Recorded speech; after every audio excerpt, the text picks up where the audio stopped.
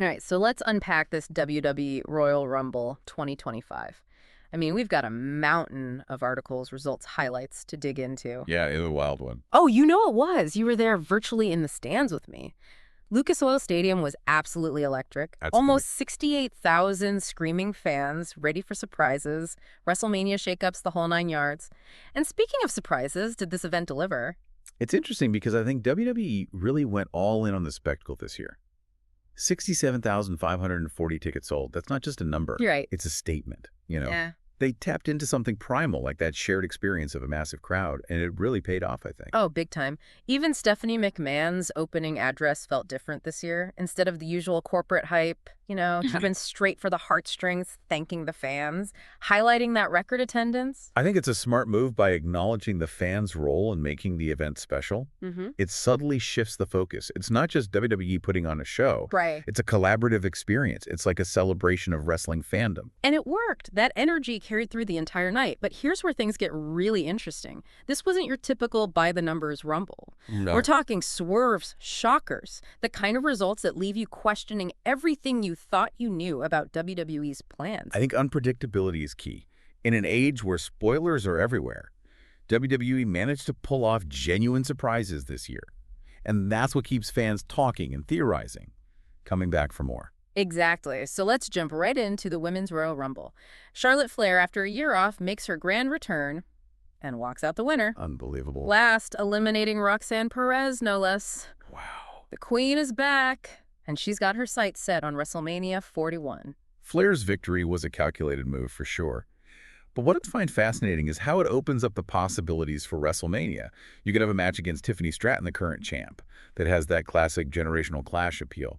But I'm curious, do you think a rematch against Rhea Ripley, rekindling their WrestleMania 39 feud from 2 years ago, is the right move? I'm not sure a Ripley rematch is the way to go. I feel like we've seen that story play out already. I'd rather see Flair go up against someone unexpected, maybe a dark horse contender, someone who can really push her to her limits. I like where your head's at. Yeah. That element of surprise would definitely add more intrigue to the WrestleMania build-up. And let's not forget the absolute powerhouse performance from Nia Jax in that Rumble. Oh my God, she cleared the ring, tossing out 6 women at once. Io, Sky, Liv Morgan, even Bianca Belair couldn't stop her. It was like watching a human wrecking ball. Jack's dominance was a clear message. She's back. And she's a force to be reckoned with in the women's division. This wasn't just about winning the Rumble. It was about establishing her presence. Right, and then boom, the surprise returns. Alexa Bliss is back, which always adds a layer of unpredictability to the women's division. And then Nikki Bella pops up, giving us a dose of nostalgia, proving she can still hang with the best of them. Plus, Jordynne Grace finally makes her main roster debut after dominating Impact Wrestling. Talk about a packed Rumble. The returns were brilliantly executed, each one catering to a different segment of the fan base. And that intergenerational face-off, the NXT, stars Julia Stephanie-Vacker and Roxanne Perez going toe-to-toe with veterans like Bianca Belair Bayley and Charlotte Flair. It was symbolic, like a passing of the torch, showcasing the future of women's wrestling. Totally. All right, moving on to the WWE Tag Team Championship match. DIY, Tommaso Ciampa, and Johnny Gargano managed to hold on to their titles against the Motor City Machine Guns. It was a brutal 2 out of 3 falls match. Oh, yeah. That really showcased their resilience. But then things took a turn. Enter the Street Profits. Angela Dawkins and Montez Ford decided to make their presence known. Their interference, it was a blatant power move, staking their claim for a title shot. Exactly. It's like they were saying, hey, remember us, we're still here and we want those belts. Suddenly, the tag team division feels wide open, full of potential rivalries and storylines. Do you think a triple threat match at WrestleMania could be in the cards? Absolutely. I think a triple threat dynamic would be a perfect way to showcase the depth of the tag team division.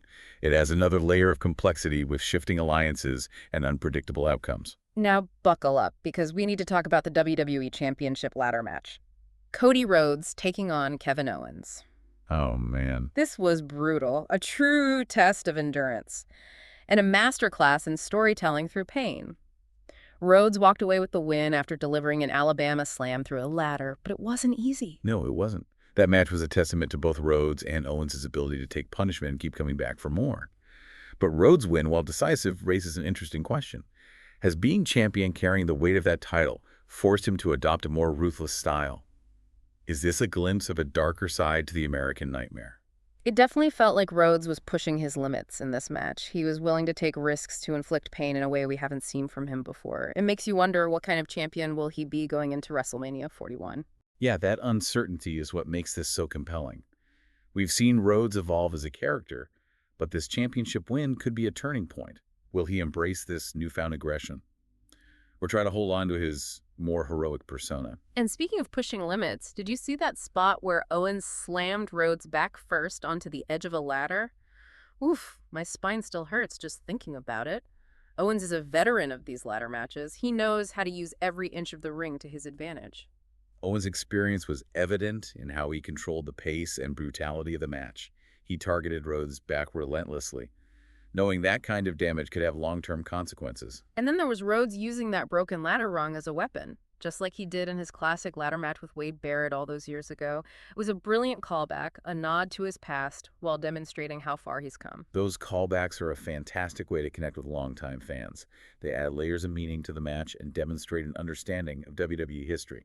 Absolutely. And those bumps, Rhodes taking that back body drop onto the ladder, Owens hitting that fisherman buster onto another ladder, brutal doesn't even begin to describe it. Yeah, the physicality was intense, but it never felt gratuitous. Yeah. Every move, every impact served to heighten the drama and build towards the finish. Right. Every single spot felt meaningful.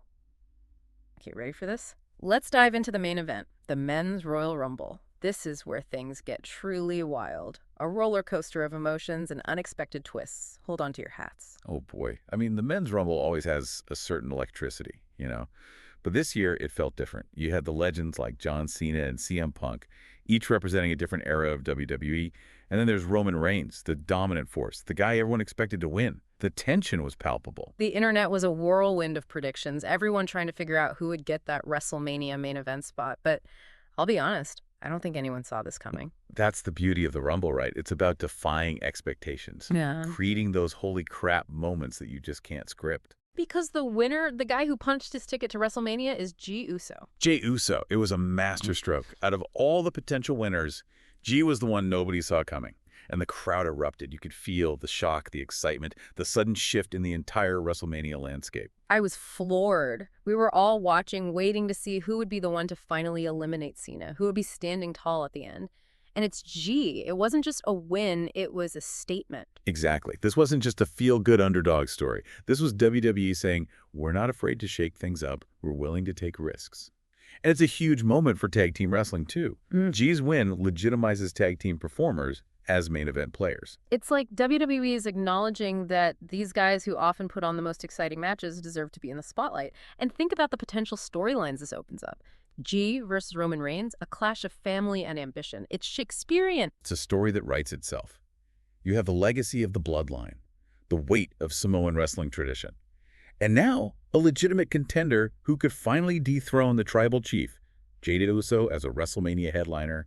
I'm here for it. Okay, so let's rewind to those final moments of the Rumble. The tension was so thick you could cut it with a kendo stick. CM Punk goes on a tear, eliminating both Seth Rollins and Roman Reigns. And you could see the rage on Rollins' face as he attacked Reigns after being eliminated. That rivalry is far from over. That's a story that's been simmering for months. Fueled by betrayal and just deep-seated animosity, every encounter is explosive. And this latest chapter just adds more fuel to the fire. It's a rivalry that could easily headline WrestleMania on its own. Then it comes down to the final three, Cena, Uso, and for some reason, Logan Paul. I think Paul's presence in the final three was a smart move. It brought in a whole new audience-generated social media buzz. And let's face it, we all knew Cena wasn't going to lose to Logan Paul at the Royal Rumble. Right. But then Jey manages to dodge Cena's five-knuckle shuffle and an attitude adjustment. I thought for sure that was Cena was going to pull off another miracle win. Jey's agility and in-ring awareness were impressive. He was outmatched in size and experience. But he outsmarted Cena, proving that ring generalship can trump raw power. And then boom, Cena's over the top rope and Jey Uso is standing tall. I'm still getting chills just thinking about it. It was a star-making performance. It was a defining moment, a culmination of years of hard work and dedication. Jey has always been talented, but this win elevates him to a whole new level, and it sends a message to the entire locker room. Anything is possible. Exactly. It's inspiring even for those of us watching at home. But let's not forget the rest of that wild Rumble match. It kicked off with Rey Mysterio and Penta El Zero M, a clash of styles that had the crowd on the edge of their seats. Yeah, that opening sequence set the tone perfectly. You had the high-flying lucha libre style of Penta against the technical mastery of Mysterio. It was a reminder that the Rumble is about more than just brute force. It's about showcasing the diverse talent pool within WWE. Then there's Chad Gable, proving that size isn't everything. But even with his technical skills, he couldn't overcome the onslaught of luchadors in the ring. Gable is such an asset to WWE. He's got the in-ring ability and the comedic timing to keep the crowd entertained no matter what role he's playing. And who could forget Braun Breaker taking on YouTuber IShowSpeed? IShowSpeed, by the way, was a last-minute replacement for Akira Tozawa, who was mysteriously attacked backstage. Breaker was an absolute beast in that match. But you could tell he was having fun out there. That was a perfect example of WWE capitalizing on a viral moment and turning it into something entertaining. IShowSpeed's involvement brought in a whole new audience, and Breaker's dominance showcased his potential as a future star. And even though it was brief, we can't leave out Joe Hendry's appearance. That guy knows how to work a crowd, even with just a few minutes in the ring. Hendry's charisma is undeniable. He's got that it factor that can't be taught. Even a short appearance like that leaves a lasting impression. Totally. And of course, we saw the continuation of that epic Rollins-Punk Reigns saga. The tension between those three is just off the charts. It's like a Shakespearean drama unfolding in the ring. The betrayals, the mind games, the sheer intensity of their rivalry. It's captivating. Okay, so we've got this massive upset with Jey Uso, a ton of potential WrestleMania storylines, and a whole lot of questions about what the future holds for WWE. What stands out to you as the biggest takeaway from this Royal Rumble? You know, for me, it's the feeling that WWE is finally listening to its fans. Yeah. Like for years, there's been this sense that they were stuck in their ways, hesitant to push new talent or take risks. I think you're right. Jey Uso's win isn't just a fluke. It's a sign that they're willing to embrace fresh ideas to give the fans what they want, even if it's unexpected. And it creates this ripple effect throughout the entire roster. Guys who might have felt stuck in the mid-card are now looking at Jed like, if he can do it, why not me? It injects a dose of excitement and unpredictability into every feud. Absolutely. This Rumble wasn't just about crowning a winner. It was about sending a message. A message to the fans that their voices are heard. And a message to the wrestlers that anyone can climb to the top.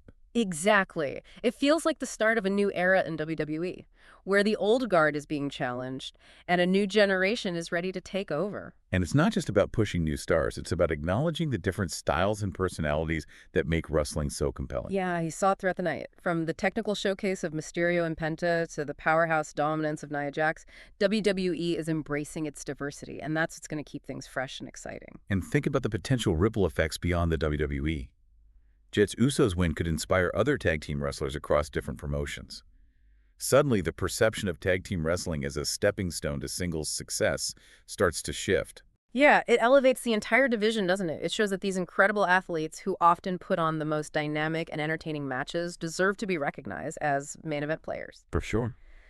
So as we head towards WrestleMania 41, there's this incredible sense of anticipation. Oh, yeah. What will Jey Uso do with this opportunity? Can he maintain this momentum and solidify his place as a top guy? That's the question, isn't it? Yeah. He's got the talent to drive and now the support of the WWE Universe.